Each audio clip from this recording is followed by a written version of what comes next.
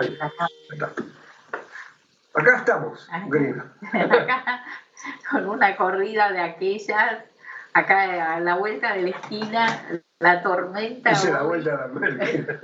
Sí. Hoy hubo una tormenta que todavía perdura, con vientos huracanados. Yo iba a averiguar, porque era para saber a qué velocidad iban, porque era realmente muy, muy fuerte. Yo justo estaba en el balcón. No salí no salí volando, porque además llegó él a tiempo. Porque yo siempre pienso que hay tiempo, esta es la cuestión. Y el que me saca tiempo es él. Pero bueno, acá estamos con esta cuestión de que además me pidieron que por favor hablara de estas mentiras y, digamos, qué es lo que pasa además con la gente que acepta todo, yo diría desmentido perverso, toda esta cuestión de ya lo sé, pero aún así. Y bueno, hay una estructura que habría que estudiar más profundamente en nuestro país. Y digo en nuestro país, no es que no exista en otros países, sino que está como muy pronunciado y que yo pienso que va a tener, yo tengo la idea de poder estudiarlo de más profundidad. Yo algunas veces comenté acá toda esta cuestión de qué pasó, digamos, cuando vinieron los españoles y se apareaban se acostaban con las indias, y ahí empezaron a surgir todos estos chicos de hijos sin padre. Guacho. Guachitos, sí, solitos. Y posiblemente de ahí viene el origen de la palabra gaucho, pero ya les digo, habrá que profundizar más, porque hay toda una problemática acá en la Argentina que no es la misma, no es ni similar a ciertas cuestiones que se produjeron en Estados Unidos. Y yo tomo lo de Estados Unidos porque, digamos, la culpa de todo la tiene Estados Unidos, de cualquier cosa. Lo importante es no hacerse cargo, pero hay una cuestión a tener en cuenta. O sea, cuando fue la conquista de Estados Unidos, viajaron familias enteras que, digamos, se distribuyeron territorios, y eso lo deben haber visto en las películas. Acá no, o sea, justamente acá venían los soldados españoles solos. O sea que la cuestión así de la familia como familia, una familia que ocupa un territorio y a partir de ahí es posible crecer, bueno, no fue una situación ni siquiera similar acá, con lo cual hay una enorme diferencia entre cómo se formó Estados Unidos, el origen, que además venían huyendo de Inglaterra y, digamos, y todo un malestar incluso religioso de Inglaterra, a lo que pasó en este territorio, digamos, en Argentina, y en toda Latinoamérica en realidad. Y ya que digo Latinoamérica, me voy a salir un poco de la nota, o bastante, porque últimamente con la cuestión de que ahora no se puede nombrar la palabra raza porque es impronunciable y entonces no se puede hablar del Día de la Raza. Porque se discrimina. Porque se discrimina, como si no se pudieran además reconocer las diferencias que existen. O sea... Aparte son palpables. ¿Qué pasa? Que tiene piedra oscura, tiene piedra blanca. Bueno, y no importa, y además... Bueno, sí, pero ahí hay toda una cuestión de que el término... Eso quiere decir que sea uno superior o inferior al otro, son distintos. No, lo que en realidad lo que me iba a referir es a esta... Iba a hablar de Cristóbal Colón, muchas veces quiero hablar de Cristóbal Colón. O sea, ¿por qué América Latina o Latinoamérica no se llamó Colombia, por ejemplo, y sí América por Américo Vespucio, que fue el conquistador de Brasil? ¿Y por qué no se llamó Colombia o algún derivado de la palabra Colón? Y no porque Colón era judío. Y el origen de Colón lo estudió muy bien el Salvador de Madariaga, cuyo texto no fue, digamos, fue prohibido de trabajar acá en la Argentina porque se lo consideraba como muy liberal.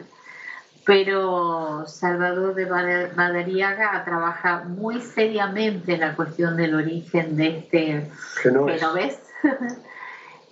Y cómo, por qué elige 1492 para el 12 de octubre para salir de... Sale de agosto, tenés razón. No, 2 días después de que venció el plazo de expulsión de los judíos de España. Cuando el decreto de los Reyes Católicos eso es lo que iba a decir, expulsan a los judíos, él sale 1 o 2 días después del vencimiento del plazo. Y hasta tal punto que no venían curas. No venían muchos de los ayudantes de Colón eran de origen judío, converso. Bueno, o sea, no solo el Colón. que lo financió es Santángel, ¿cómo se llama? Santiago de... No, espera, Salvador. No, ya me voy a acordar. ¿No era Santander o algo así? O parecido. Sí, es parecido. Estoy por ahí, búscalo. Hubo 2 que lo financiaron, o sea que no fue... Sí, la iglesia dio, pero... No fue Isabel la Católica, pero algo interesante, o sea, ustedes se deben haber preguntado por qué cuando llegan las islas, digamos, las primeras islas en el Caribe... Todos tienen nombres bíblicos, pero... Tienen nombres bíblicos, las Islas Salomón, alguna presente... Pero porque él Luis de Sant'Angelo. Sant'Angelo. Bueno, yo más o menos estaba por ahí. Está bien. No me acordaba bien Sant'Angelo. No es el ahorro de Sant'Angelo. Sant'Angelo. Es verdad. Bueno, voy como comentando este tipo de cuestiones porque yo pienso que habría que estudiarlas más. Y lo más liberados posibles de los prejuicios, como para poder entender bien cómo fueron estas cuestiones.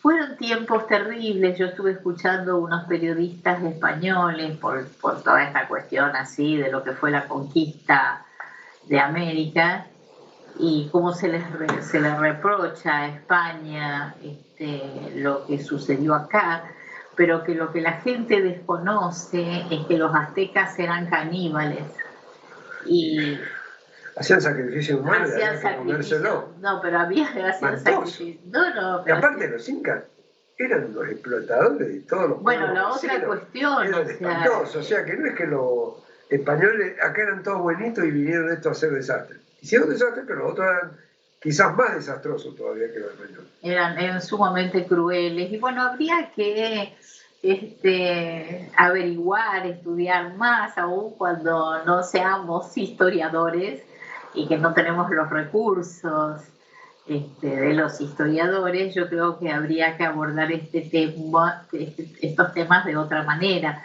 Por ejemplo, yo era muy chica, o sea, tuve la suerte de disponer de muchos libros. Por ejemplo, yo les sugeriría leer a Boleslao Levin, donde él escribe sobre cómo los primeros artesanos y médicos de acá, del Río de la Plata, eran judíos porque venían huyendo de la Inquisición. Y es más, les digo, la Inquisición en Uruguay, recién en Uruguay se prohibió en 1920 o por ahí, o sea, duró muchísimo tiempo y digamos, causó estragos en gran parte de la población. O sea, yo no me puedo olvidar de Tupac Amaru y de Micaela Bastías, que era su mujer, que Osvaldo Dragún lo llevó, lo llevó al teatro, una maravillosa obra de teatro. Pero digamos como que esto da cuenta, si uno se pone a estudiarlo más, o sea, tanto de la crueldad de los españoles como también habría que ver la contrapartida de cómo procedían los indios. También uno puede decir, ¿qué? Aunque los otros eran malos, ellos no deberían ser tan malos. No, totalmente. Los españoles se fueron de rosca. Totalmente. Pero yo estoy de acuerdo. Era la norma en esa época, no eran santos ninguno, desgraciadamente. Desgraciadamente porque... No. Esperá. Los españoles en 1492 vence el plazo para la expulsión. Pero a todo esto quemaron vivos 20.000 judíos, ¿no? Ah, sí, claro. No. Hizo desastre. Y obligó a convertirse antes que no se quería y se expulsaron 150.000, se calcula. 150.000 en esa época. Y mandaron a la hoguera 20.000. Y se habrán convertido otros 50, 60.000. Por eso hay tantos españoles de origen judío. Claro.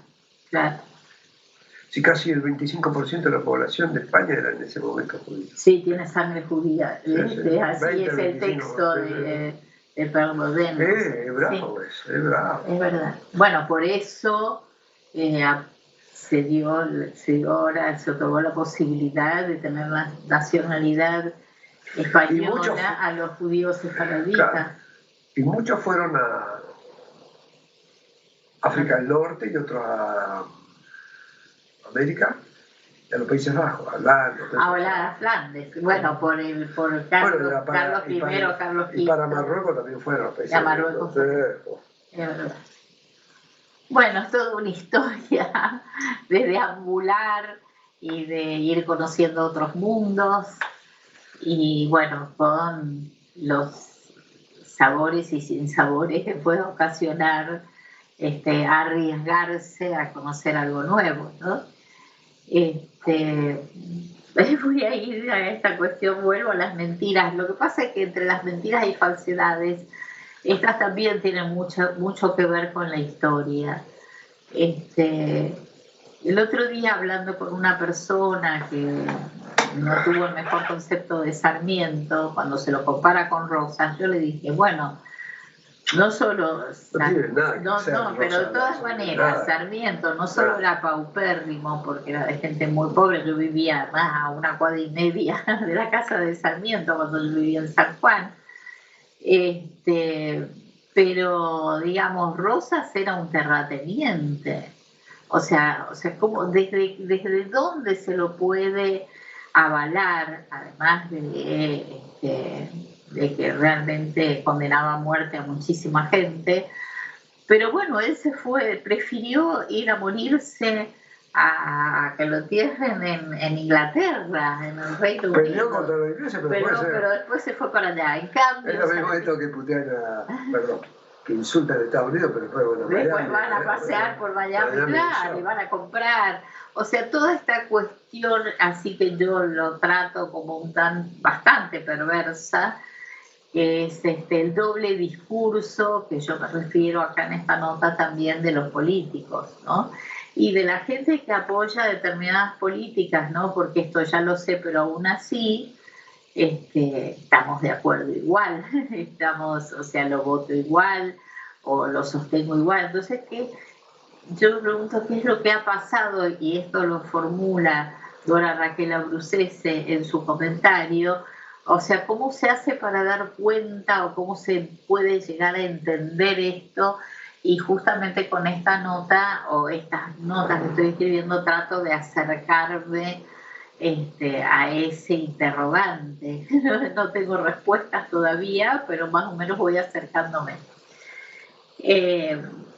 Esta frase de Abraham Lincoln, que yo ya la he tomado en otra oportunidad, la voy a leer despacio, más lento, me parece muy valiosa porque se puede engañar a parte del pueblo, parte del tiempo, pero no se puede engañar a todo el pueblo todo el tiempo.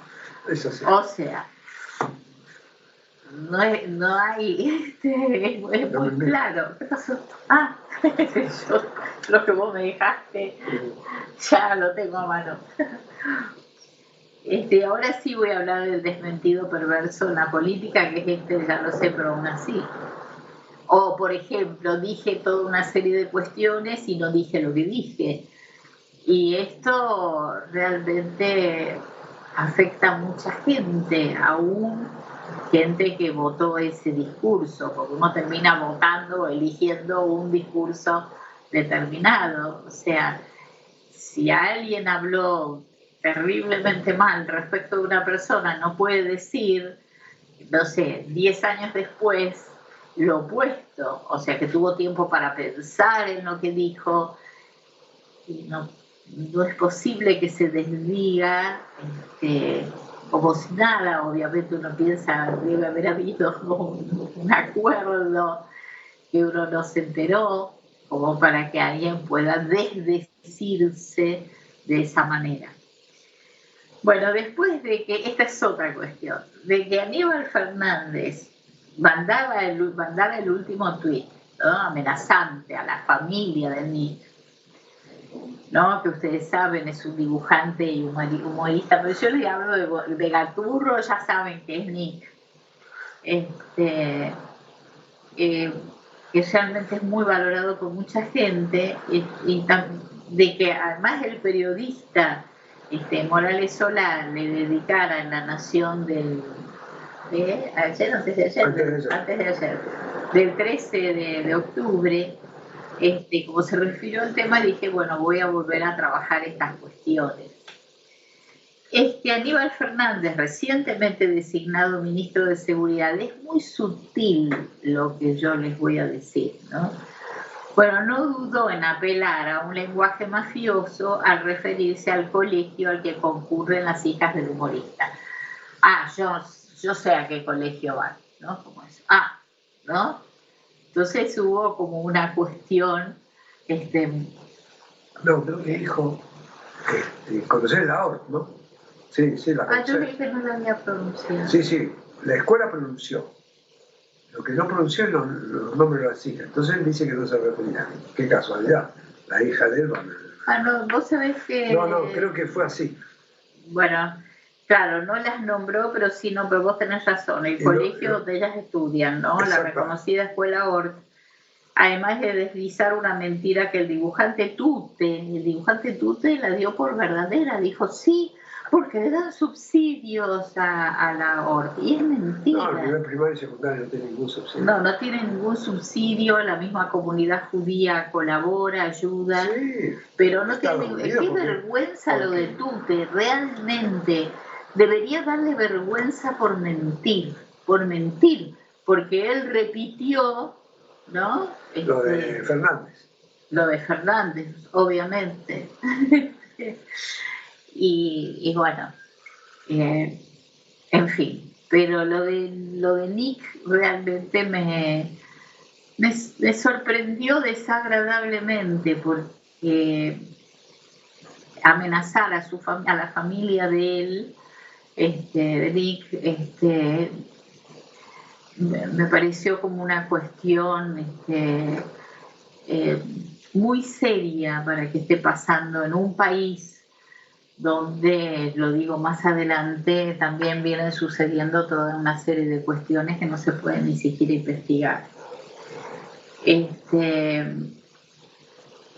realidad yo lo que puse, que el proceder de Aníbal Fernández da cuenta de esta, porque en un lugar es este tufillo antisemita, ¿no? De su antisemitismo, y a mí yo prefiero nombrarlo como judeofobia, porque si bien hay muchos judíos en el gobierno, no lo son tanto tampoco, o sea, porque si aceptan la cuestión del pacto con Irán, yo podría pensar que de ninguna manera lo son. El pacto con Irán es increíble. No hay forma de justificarlo. No. Bueno, comentá vos lo que... No, yo pienso, primero, Irán teóricamente es el autor del atentado, el ideólogo del atentado. ¿Cómo vas a pactar con el ideólogo del atentado para ir a juzgar a los miembros de ese gobierno al país de al país. Es un delirio, hay que estar delirado para pensar. Segundo, Irán fomenta el terrorismo. Tercero, Irán lo dicen los funcionarios de Irán, que a Israel hay que destruirlo. Ah, sí. Y aparte, dicen... Entonces la vicepresidenta está de acuerdo. No, entonces sí. Si uno vez, pacta con personas que tienen esa posición... Aparte, lo más terrible es que dicen que los judíos son los culpables de todos los problemas que hay en el mundo. Irán, los dirigentes de Irán. Sí, es verdad. Entonces, ¿cómo se te ocurre creer? ¿A quién se le puede pasar por la cabeza creer que un atentado a la comunidad judía va a ser analizado con imparcialidad por esta gente? Está de la nuca el que pienso eso. Si yo te digo bueno, esa es la perversión, ¿no? Que esté de la nuca. Es una cosa enferma. Ese es un antecedente. El otro antecedente de los compañeros es lo que pasó ahora en mayo, junio, cuando Hamas atacó a Israel con 4.000 misiles a la población civil. Así que Israel tiene el sistema ese antimisiles, pero a ellos jamás le importaba un carajo, mandaban los misiles. Y a su vez Hamas no solo ataca a la población civil, sino... verá, en Irán también niegan el holocausto. Sí.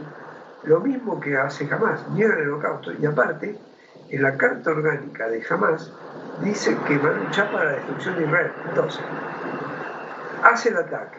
Hamas todo... Y el gobierno no abre la boca, no dice nada. Lo único que dice, Israel, cuidado que se te fue la mano en la represión, en la respuesta.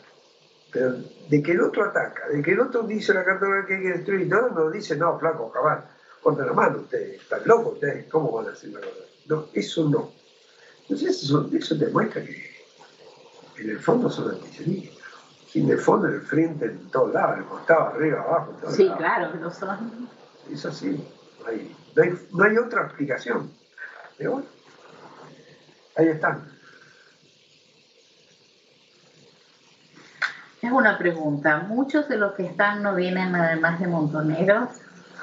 Sí, los viejos, hay algunos de montoneros. Y montoneros, ¿no salen de Tacuara, de la Alianza Libertadora Nacionalista? De montoneros, en los 70 se adoctrinó con la ALP en Berlín. Bueno, y no sé lo que pues nosotros estamos viendo. Sí, estos, digamos, Cristina no viene de Montonero, Cristina viene del Choreo.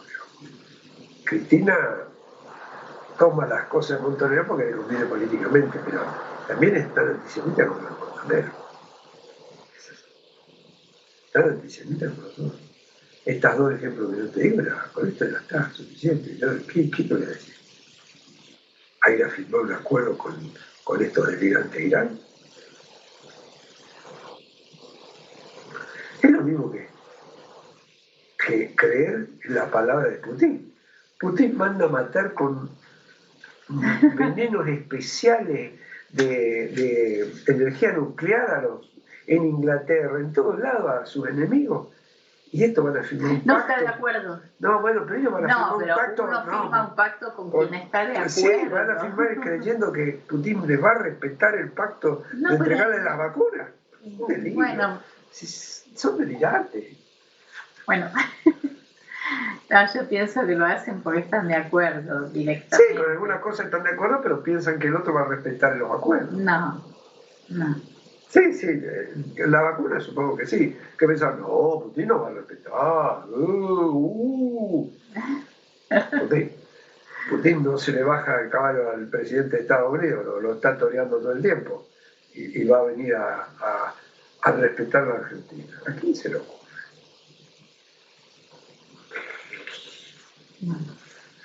Está disputándose el espacio político con Estados Unidos, le va a venir a respetar el espacio político la Argentina, los acuerdos, hace lo que se le canta a Putin. Lo único que le pueden ponerlo en veneno son China y Estados Unidos, el resto todo se lo tienen que bancar. Bueno, está bien, gracias. Seguimos. Pero ya tenemos que... Te doy un poquito más y interrumpimos. Bueno, gracias. Voy a ir ahora sí a lo del doble discurso de los políticos. Bueno, de eso está hablando Alfredo de alguna manera, esto del doble discurso, que no da la posibilidad, hay ciertas cosas que no se pueden interpretar de otra manera más que como se lo está diciendo. Lo vamos a ver más adelante cuando yo lea los comentarios. O sea, se podría decir que la política está en todas partes, porque yo lo digo, y también que el hombre es un animal político por excelencia. O sea, desde las primeras democracias griegas, pasando por el Watergate, que yo siempre hablo de Watergate, hasta la situación actual, la política es un juego tan complejo como retorcido que afecta a todo el mundo. Sí. ¿No? Bueno, los grupos afectados, a su vez, por el fanatismo político, también el religioso, tiene un discurso que le otorga a la palabra una consistencia absoluta. O sea, yo diría no hay metáfora posible. O sea, cuando tiene que matar, matan. Por eso hay tanta gente que ha muerto en los últimos tiempos, que han asesinado. Sin embargo, la palabra insiste, volviendo a esto, ¿no? Pero no consiste. O sea, que esta es la pretendida consistencia. Esta pretendida consistencia crea la ficción de una verdad absoluta que subyuga y tranquiliza a la sociedad. O sea, parece ser que ciertas personas pueden aquietar a la gente aun cuando la gente está muy mal por los muertos, por el COVID, muy mal por la pérdida de trabajo, de los trabajos, muy mal por muchos motivos. O sea, y ahora sí voy a decir, porque lo estamos escuchando, cuando el deseo de eternizarse en el poder es la aspiración máxima en la Argentina del presidente y también de la vicepresidente, o sea, van a apelar a todos los recursos posibles para concentrarse en el poder. No, voy a leer un poquito más porque vos no estabas muy de acuerdo. Sí. Entonces, con esto voy a decir que podría hacer una equivalencia yo entre concentrarse y campos de concentración. O sea, concentrarse para pensar y concentrarse para matar. Bueno, esto daría lugar a, vuelvo a decirles, a un desarrollo mayor, pero no deja de ser bastante interesante esto de concentrarse para. Fíjense que como la historia le dio a los griegos, particularmente a Atenas e incluso a Esparta, el título de los padres de la democracia, ¿no? O sea, fíjense que yo recordé cuando vine a estudiar a Córdoba hace 1000 años, hace mucho tiempo, estaba con mi mamá en un taxi y ahí anunciaron que había muerto el Che Guevara. Y entonces ahí escuché las palabras de la madre del Che, que dijo: no soy madre espartana. Lo menciono porque recién mencioné de Esparta y hay muchas cosas en Esparta. No soy madre espartana, pero si tuviera otro hijo se lo daría a la Revolución Cubana. O sea, que se sacrifica el hijo. Que se sacrifique. Ella usufructó los delirios del hijo.